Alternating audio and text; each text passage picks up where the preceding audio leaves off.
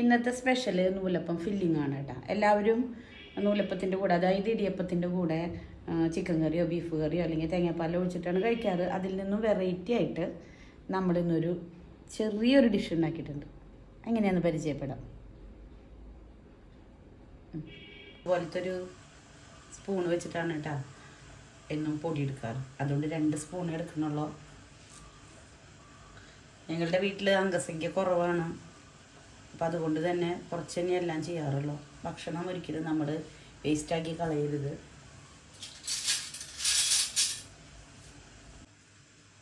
പൊടി ഇത്രയേ ഉള്ളൂ കേട്ടോ. പൊടിയിലേക്ക് ആവശ്യത്തിനുള്ള ഒരു നുള്ളു ഉപ്പിട്ട് കൊടുക്കുക. ഉപ്പ് നന്നായിട്ട് മിക്സ് ചെയ്യുക. അതിന് ശേഷം നമ്മൾ നല്ല തിളച്ച വെള്ളം കേട്ടോ ഒഴിച്ചു കൊടുക്കേണ്ടത്. നല്ല തിളച്ച വെള്ളമാണ് ഒഴിച്ചു കൊടുക്കുക. നന്നായിട്ട് മിക്സ് ചെയ്യുക. ഇടിയപ്പത്തിന് കുഴയ്ക്കുക എങ്ങനെയാണെന്ന് എല്ലാവർക്കും അറിയാമല്ലോ. അതുപോലെ കുഴച്ചെടുക്കുക.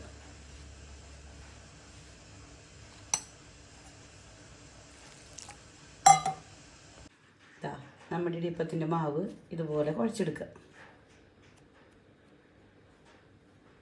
ഇനി കുറച്ച് തേങ്ങ ചെരുക്കിയിട്ട് എടുക്കുക. അതിലേക്ക് ആവശ്യത്തിന് ശർക്കര അരിഞ്ഞ് ചേർക്കുക.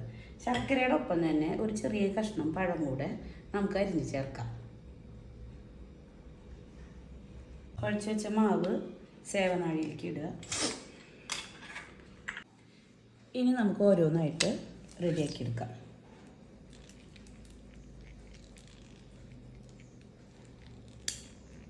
നമുക്ക് ഇലയുടെ അറ്റം വരെ വേണമെങ്കിൽ പരത്തിയെടുക്കാം കേട്ടോ. ഞാൻ കുഞ്ഞേ ഇലകളാണ് എടുത്തിട്ടുള്ളത്.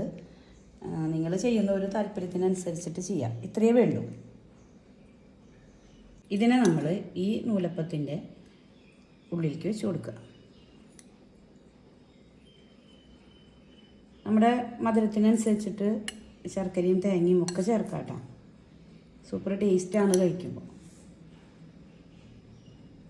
ഇനി ഇത് നമ്മൾ അട മടക്കുന്നത് പോലെ മടക്കി ചേർക്കുക.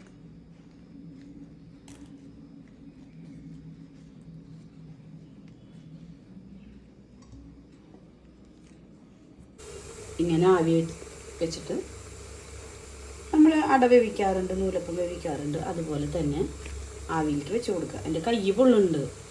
ഞാൻ കുറച്ച് നേരത്തെ സ്റ്റവ് ഓൺ ആക്കിയിട്ടുണ്ട്.